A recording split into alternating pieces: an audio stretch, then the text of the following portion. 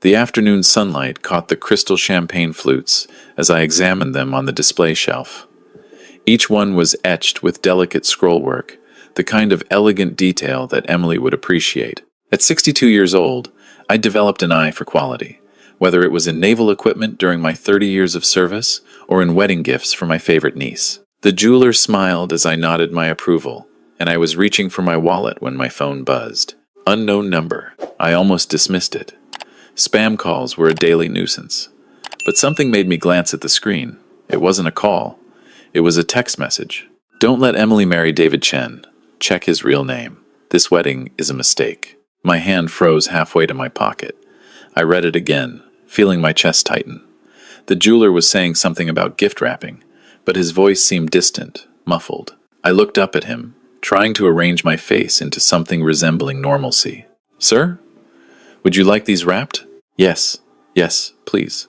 My voice came out steady, but my mind was racing. I paid for the glasses in a daze, barely registering the transaction. Outside the jewelry store, Charleston's historic district bustled, with tourists and locals enjoying the April warmth, but I stood motionless on the sidewalk, staring at my phone. I called the number. It rang 4 times, then went to a generic voicemail. No name, no message.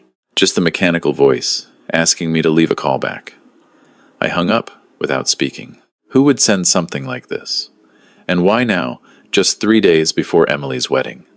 My niece had been planning this event for 8 months. The ceremony was set for Sunday afternoon at Magnolia Plantation, followed by a reception for 150 guests. My sister Karen had been coordinating everything, and I'd contributed toward the venue cost of $8,500. Emily was like a daughter to me. After my wife Margaret passed away 4 years ago, Emily had been there every week, making sure I ate proper meals, helping me navigate the loneliness. When she'd introduced me to David 6 months ago, I'd been genuinely happy for her. David Chen, 29 years old, software consultant, moved to Charleston from California 2 years ago. Polite, well-spoken, always called me sir, with what seemed like genuine respect. Emily had met him at a networking event for tech professionals. She was a graphic designer, and they'd bonded over their shared interest in digital innovation. He'd proposed after 4 months, which seemed fast, but Emily had always known her own mind. I walked to my car, the gift bag with the champagne flutes feeling suddenly heavy. My phone buzzed again. He's not who he claims to be. I have proof. Meet me tomorrow, 10 a.m., Joe's Coffee on King Street. Come alone. Don't tell Emily or David. I'm trying to help her. My heart hammered. This was either an elaborate prank or something very serious.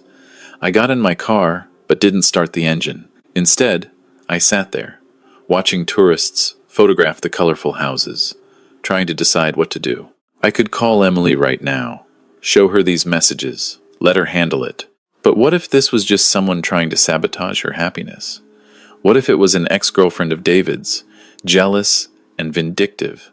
I'd been in the Navy long enough to know that information could be weaponized, that trust could be shattered by carefully placed lies.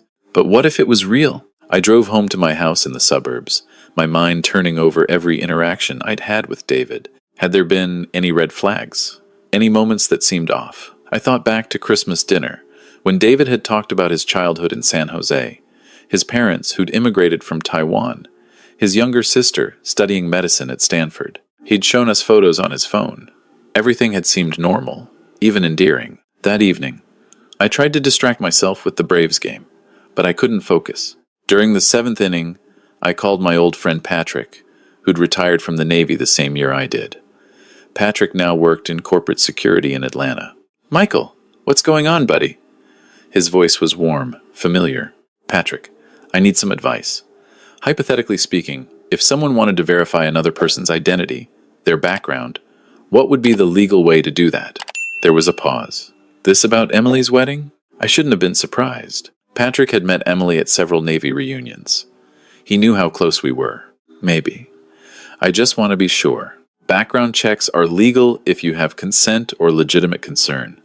But Michael, if you're having doubts, maybe you should talk to Emily first. What if I'm wrong? What if I ruin everything based on nothing? And what if you're right? After we hung up, I sat in the dark living room. Margaret's photo on the mantel, catching the moonlight from the window. She would have known what to do. Margaret always had good instincts about people. I remembered her once telling me that a subordinate of mine wasn't trustworthy, and 6 months later, that sailor was caught stealing equipment. Margaret had seen something I'd missed. What had I missed about David? I didn't sleep well. By 9:30 the next morning, Friday, I was already parked near Joe's Coffee, watching the entrance. The coffee shop was busy with the morning rush, professionals grabbing their caffeine fix before work. I'd arrived 30 minutes early, an old habit from the military. I wanted to observe, to assess the situation before committing. At exactly 10 o'clock, a woman walked up to the coffee shop entrance, paused, and looked around. She was about 40, wearing business casual attire, carrying a leather folder. She checked her phone, then entered. 2 minutes later, my phone buzzed. I'm at the corner table. Gray blouse. I waited another minute, then went inside. The coffee shop smelled like espresso and cinnamon rolls. I spotted her immediately. She wasn't smiling. I bought a coffee first, another delaying tactic, then walked to her table. She stood up, extending her hand. Mr. Richardson, I'm Jennifer Walsh. Thank you for coming. Her handshake was firm. I sat down, keeping my expression neutral. You sent those messages. I did. I'm a private investigator, licensed in South Carolina and California. She slid a business card across the table. It looked legitimate.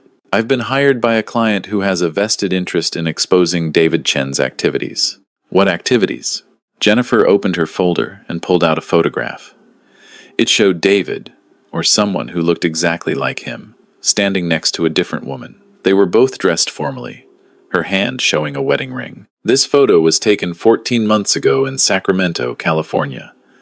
That woman is my client, Rebecca Morrison.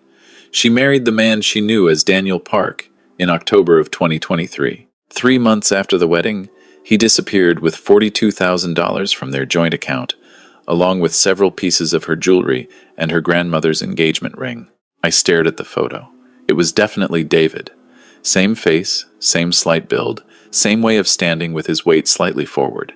You're saying he's a con artist. I'm saying the man Emily knows as David Chen has used at least 3 different identities that I've been able to confirm. Daniel Park in California. David Liu in Oregon before that, where he defrauded another woman of $37,000. And now David Chen, here in Charleston. She pulled out more documents. Driver's licenses with different names but the same face. Screenshots of social media profiles, each carefully constructed with different backstories. Bank statements showing large deposits, followed by sudden withdrawals. My client hired me 2 months ago. She'd been trying to find Daniel, David, whatever his real name is, for over a year. She wanted justice, but more importantly, she wanted to prevent him from hurting anyone else. I traced his activity from California to Portland, then to Charleston. When I found him, I discovered he was engaged to another woman, Emily Richardson. My coffee had gone cold in my hand. How did you find me? Your niece listed you as an emergency contact on a medical form last year. Public records showed your address. I've been watching David for 3 weeks, documenting everything. When I saw the wedding announcement, I knew I had to act quickly. Why not go to the police? Jennifer's expression darkened. Because he's very careful. He never uses violence. He's not technically committing identity theft in the legal sense because he obtains legitimate documents, probably through forged references and false applications. The fraud is civil, not criminal in most cases, and by the time his victims realize what's happened, he's gone. Rebecca pressed charges in California, but without him present, the case stalled. If we can catch him before he disappears again, in the act of this pattern, the authorities might finally take action. Does Emily know any of this? Not yet. That's where I need your help. If David suspects he's been discovered, he'll vanish.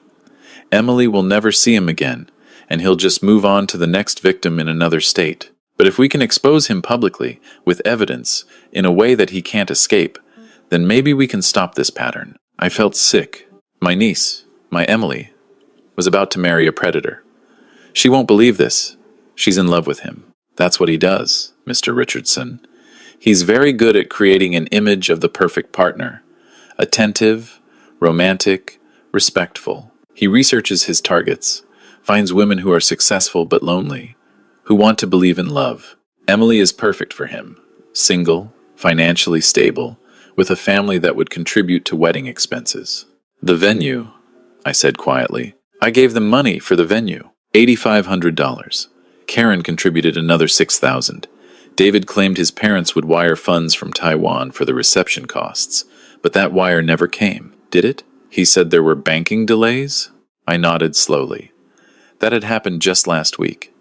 David had apologized profusely, said there were international transfer issues, that his parents were elderly and confused by the technology. Emily had brushed it off, said they'd cover it themselves. He's positioning himself, Jennifer continued. After the wedding, he'll gain access to Emily's accounts. He'll probably suggest combining finances, maybe starting a business together, something that requires her to invest substantial money. Then, within 3 to 6 months, he'll disappear. Emily will be left with debt, possibly ruined credit, and deep emotional trauma. I thought of Rebecca in that photo, smiling on what she thought was her wedding day, not knowing she was being set up for devastating betrayal. I thought of Emily, who'd already sent out invitations, planned every detail, talked excitedly about the honeymoon in Savannah. What do you need from me? Jennifer pulled out another document. I need you to help me verify his identity at the wedding. I've contacted Rebecca, and she's willing to fly to Charleston. If she can confront him in front of witnesses, with documentation of their marriage, the police will have to act. But I need someone inside the wedding, someone Emily trusts, to facilitate this without tipping him off beforehand. You want me to let Emily walk up to that altar not knowing. I want to give her a life not destroyed by this man. Mr. Richardson, if you tell her now, what do you think will happen? She'll confront David. He'll have explanations, probably very convincing ones. He'll say, I'm a stalker, that Rebecca is a crazy ex-girlfriend, that the documents are forged. He's done this before. He's very skilled at manipulation. Emily will want to believe him, and then he'll suggest they elope, move up the timeline, get married quickly before anyone can interfere. Emily will lose everything. I closed my eyes. Jennifer was right. Emily was stubborn, independent. If I came to her with accusations against the man she loved, she'd defend him. She might even cut me out of her life for trying to sabotage her happiness. There has to be another way. Show me one. We've tried legal channels in 2 other states. He's always one step ahead. This is our chance to stop him, Michael. For Emily, for Rebecca, for whatever other women he's planning to target. I looked at the documents spread across the table. Different names, same face, same smile he'd given me at Christmas dinner. Same handshake he'd offered when I'd welcomed him into our family. What exactly do you need me to do? For the next hour, Jennifer outlined the plan. It was risky and would require precise timing. Rebecca would arrive Sunday morning. She'd wait until the ceremony began, then enter with Jennifer and the documentation they'd compiled. I would need to delay the ceremony somehow, create a window of time for them to arrive and present their evidence. Jennifer had already contacted the Charleston Police Department, and they'd agreed to have officers present, given the evidence she'd provided. Won't Emily hate me for this? I asked. Maybe at first, but she'll thank you later. And Mr. Richardson, consider the alternative. Would you rather have her hate you for protecting her, or watch her be destroyed by this man? I left the coffee shop feeling like I was carrying a tremendous weight. The next day and a half passed in a blur. I saw Emily twice. Once at a family dinner Friday evening, where David charmed everyone with stories about his supposed job promotion. I watched him carefully, looking for cracks in the facade, but he was flawless. He even pulled me aside and thanked me for accepting him into the family, for giving Emily away at the wedding since Karen's ex-husband wasn't in the picture. It means a lot, sir, he said. I know I'm getting the better end of this deal. Emily's incredible. I wanted to grab him by the collar. Instead, I smiled and said, just take care of her. Always, he replied. And I believed he believed it. That's what made him so dangerous. Saturday was the rehearsal. We went through the ceremony at Magnolia Plantation, the wedding planner directing everyone to their positions. The venue was beautiful, with live oaks draped in Spanish moss, azaleas in full bloom, the historic house providing a perfect backdrop.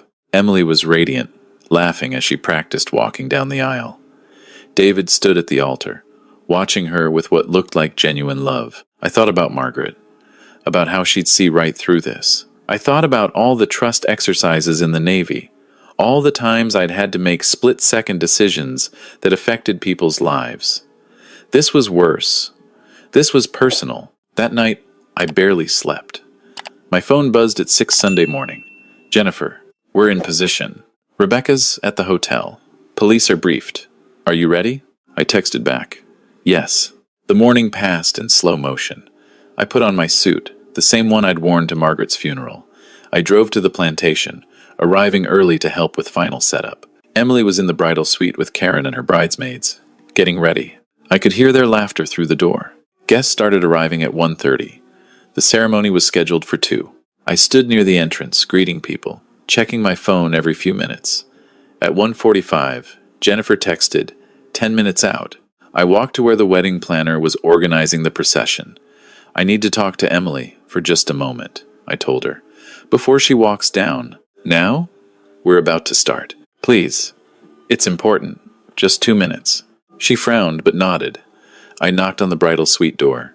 Karen opened it. Michael, what's wrong? I need 1 minute with Emily. Alone. Emily appeared behind her mother, resplendent in her wedding gown. Uncle Mike?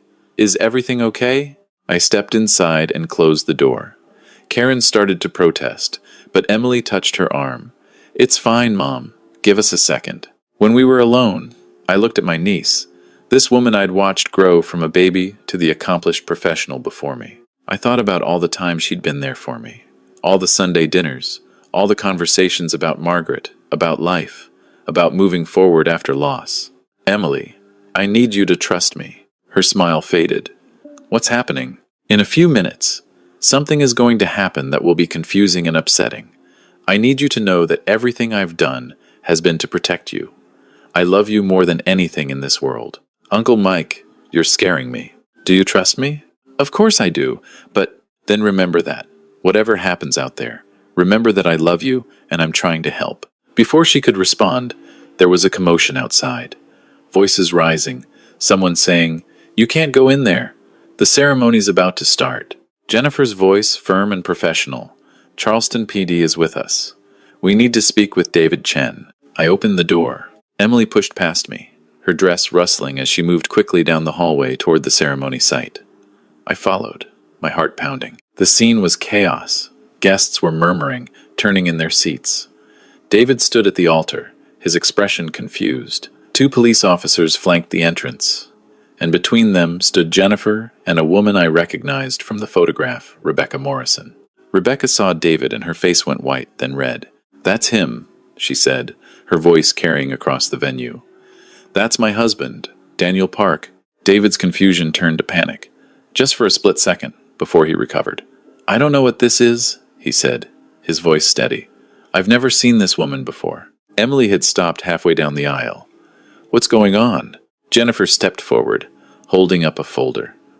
Miss Richardson, my name is Jennifer Walsh. I'm a private investigator. The man you know as David Chen is actually using a false identity. His real name, as far as we've been able to determine, is Daniel Park, though he's used multiple aliases. He married Rebecca Morrison in Sacramento, California, in October 2023, then defrauded her of over $40,000 before disappearing. That's insane, Emily said, but her voice wavered. She looked at David. Tell them they're wrong. David's expression was earnest, wounded. Emily, I don't know these people. This is some kind of mistake. I've never been married. I've never even been to Sacramento. Jennifer handed documents to one of the police officers, who walked them to Emily. That's your marriage certificate to Rebecca Morrison. That's a driver's license in the name Daniel Park with his photo. These are bank records showing the fraud. This is documentation of a similar pattern in Portland, Oregon, under the name David Liu. Emily took the papers with shaking hands. I moved to stand beside her, ready to catch her if she collapsed. She looked at the documents, then at David, then at Rebecca. This isn't possible. Rebecca stepped forward. I thought the same thing when I married him. He was perfect, attentive, everything I'd been looking for. We had a beautiful wedding. 3 months later, I woke up and he was gone, along with everything of value in our home. I've been tracking him for over a year. I'm so sorry. I wanted to stop him before he hurt you the way he hurt me. David's mask finally cracked. His perfect composure slipped, and for just a moment, I saw something cold and calculating in his eyes. Then he turned and ran. He didn't make it far. The officers moved quickly, intercepting him before he reached the parking lot. There was a brief struggle, and then he was in handcuffs, being read his rights.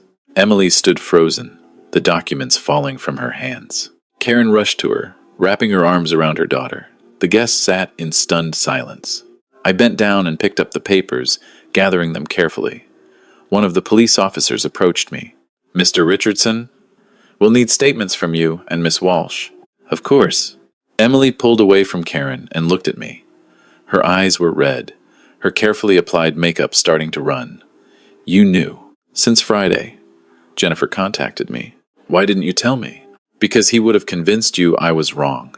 He would have found a way to explain everything, and then he would have taken you for everything you have. I couldn't let that happen." She stared at me, and I couldn't read her expression. Anger, betrayal, relief, shock, all of it mixed together. Then she turned and walked back toward the bridal suite, still in her wedding gown, moving like someone in a dream. Karen touched my arm. "Did you do the right thing?" "I don't know," I admitted, "but it was the only thing I could do." The plantation staff moved quickly to manage the situation. They announced that the ceremony was canceled, but that refreshments would still be available for guests who needed time to process what had happened. Most people left quickly, whispering among themselves. This would be the talk of Charleston social circles for months. Rebecca approached me, her eyes also red. "Thank you for helping. I know this was hard. Does it get easier?" "For Emily, I mean." "Eventually. It took me a long time to stop feeling stupid, to stop blaming myself for not seeing the signs. But I'm rebuilding. She will too." Jennifer joined us, handing me her card. "The police will follow up.